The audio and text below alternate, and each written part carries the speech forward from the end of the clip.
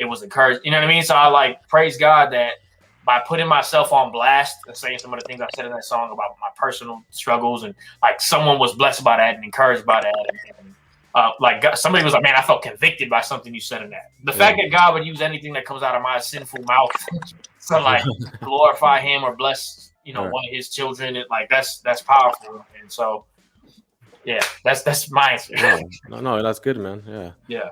It reminds me of a quote by John Owen. Be killing sin, or it'll be killing you. And I think that was kind of like what I was getting from that song. I mean, like when I first heard it, you played like a minute clip, and immediately I wanted to listen to the whole thing, because I'm like, man, like this is gonna be fire right here, and we need more songs like that make you want to fight sin, it's a real battle, man, and I really don't like how people downplay the Christian life and sanctification. You know what I mean? It's like, it's not just about going to church and putting on a smile and kind of going back to what CIPLE was talking about the kind of American Christianity that he hates, that we all should hate. This kind of fakeness, you know what I mean? It's like everyone's good, and hey, how's it going, brother? Doing well, brother, and all right, brother, and then you walk off, and it's like no, and I make a point, bro. Like when you ask me how I'm doing, at that moment, I'm gonna tell you how I'm doing, and then I can tell some people are like, that's too much. Whoa. Yeah. It's like you asked. I mean, come on. So no, and I tell people from like I just moved to a new church, and I tell every brother I met, I was like, just so you know, the moment I stop hanging out, you could expect something's going on with me. And I gave you permission to go to my house, knock on my door, and say, what's up? I haven't seen you around. What's going on with you? I guarantee you something is going on with me. I need my brothers. I need my brothers for this. So the reason why I'm always wanting to fellowship is for that. Is to fight sin. You know what I mean? Yeah, and I think that's something that I've learned in community too within the last year or two. Is like, because sometimes I feel like, man, we're not as open and transparent with each other as we could be. So sometimes I put myself on blast just to like, here's my sin. Like, I struggle too. Like, feel free to say things that you struggle with, because I'm not better than, like, let me be the first one to put myself out there. So y'all know, like, if you say something crazy, and I'm be like, whoa, what?